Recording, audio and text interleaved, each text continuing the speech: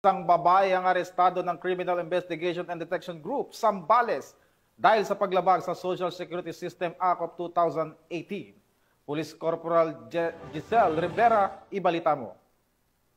Ang isang babae sa probinsya ng Zambales na may kinakaharap na kaso kaugnay ng paglabag sa Social Security System Act of 2018.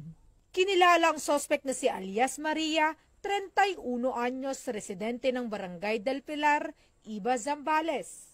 Naaresto siya sa Barangay Santo Rosario ng parehong lugar ng pinagsanib pwersa ng CIDG Zambales Provincial Field Unit sa ilalim ng pamumuno ni Police Captain Leonardo Surio, Officer in Charge at Iba Municipal Police Station. Ang warrant of arrest laban sa kanya ay nilabas ng korte para sa kasong paglabag sa Republic Act 11199 o SS Act of 2018 na may 72,000 na piyansa. Naisakatuparan ng mga otoridad ang naturang operasyon na dokumentado gamit ang body-worn camera at recording device. Patapos ang pag-aresto ay dinala ang akusado sa CIDG Zambales Provincial Field Unit para sa booking procedure bago ibalik ang warrant sa korte.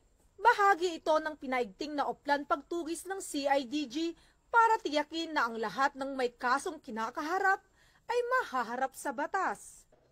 Mula dito sa City of San Fernando, Pampanga, ang inyong PNN correspondent, Police Corporal Giselle Rivera, alagad ng batas, tagataguyod ng Balitang Pulis.